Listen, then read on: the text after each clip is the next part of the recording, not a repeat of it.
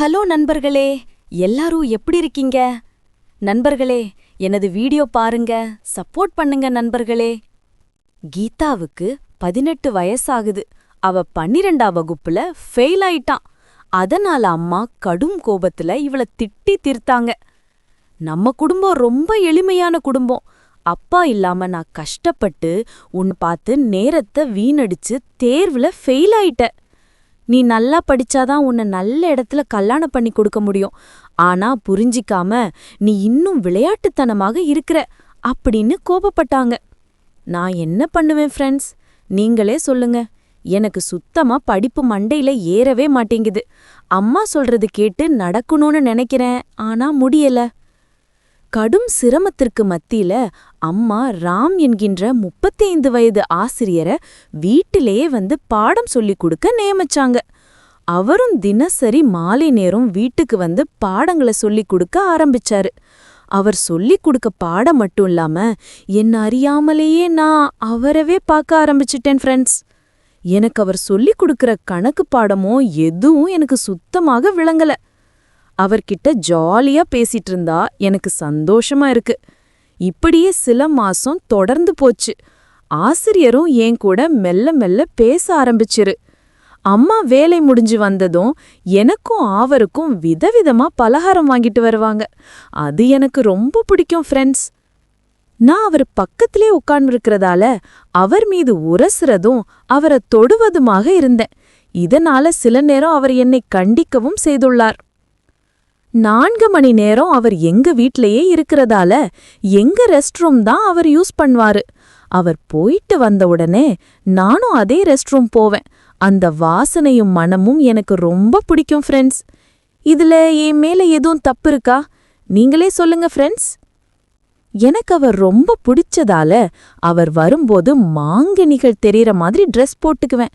அவரு பாக்குற நேரம் குனிறது நெளிறதுன்னு ஏதாவது ஒன்னு பண்ணிக்கிட்டே இருப்பேன்.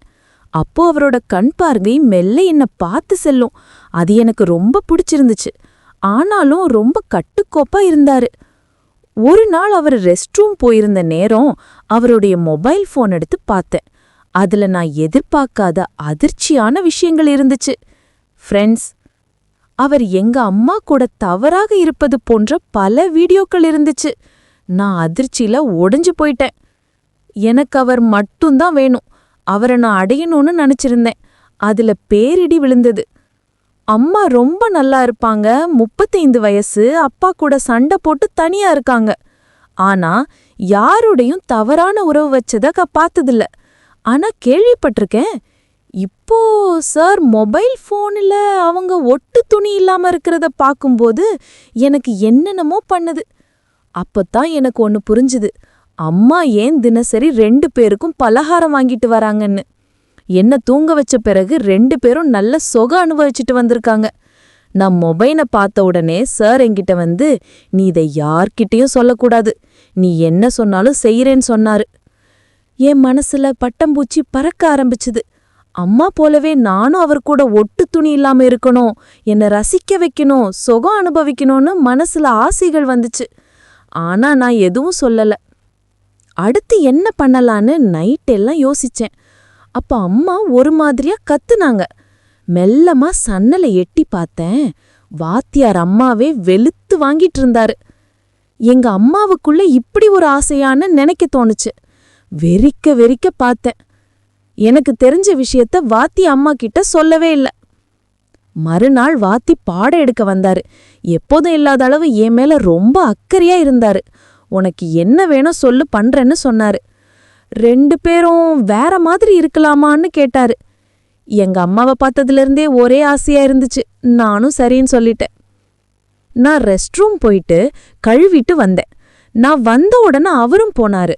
அப்போதான் அவரோட மொபைல் போன் எடுத்து அம்மாவை பார்க்கலான்னு நினைச்சேன். ஆனா எனக்கு பேரதிர்ச்சி காத்திருந்துச்சு. அம்மா மட்டும் இல்லாம நிறைய பெண்களோட அவன் தனிமையில இருந்து சொகம் பார்த்துட்டு வரான்னு. என் கால், தொட, மார்பு தெரியற மாதிரி படம் எடுத்து வச்சிருக்கான். நான் உடனே அதை டெலீட் பண்ணிட்டேன். அவன் ரெஸ்ட் ரூம் போயிட்டு வந்த உடனே என்னை கட்டிப்பிடிக்க ஆரம்பிச்சான். நான் உடனே விலகிட்டேன். நான் பாத்ரூம் போகணும்னு சொல்லி மறுபடியும் அங்க போய் விரல் போட்டேன். என் ஆசை அடங்குனதும் வெளியே வந்தேன். அதுக்குள்ள அம்மா தேங்காய்ப்பண் மிச்சர் வாங்கிட்டு வந்தாங்க. இவன் ரொம்ப தப்பானவன், நல்லவன் போல நடிச்சு பொண்ணுங்களை ஏமாத்துறான்னு தெரிஞ்சுது. அம்மாவை இவன்கிட்ட இருந்து காப்பாத்தணும்னு முடிவு பண்ணனேன். ஆனா அம்மா இவனை பத்தி என்ன சொன்னாலும் நான் படிக்க பிடிக்காம சொல்றேன்னு நினைப்பாங்க. நான் என்ன பண்ணணும் ஃப்ரெண்ட்ஸ்? நைட்டு ஃபுல்லா யோசிச்சேன். மறுபடியும் அம்மா முனகல் சத்தம் என்ன கடுப்பாக்கினது. இந்த திருட்டு சுகம் அனுபவிக்க அப்பா கூட போலியா சண்டை போட்டு இங்க வந்திருக்கேன்னு கடும் கோபம் வந்துச்சு. மறுநாள் வாத்தி பாடம் எடுக்க வந்தாரு.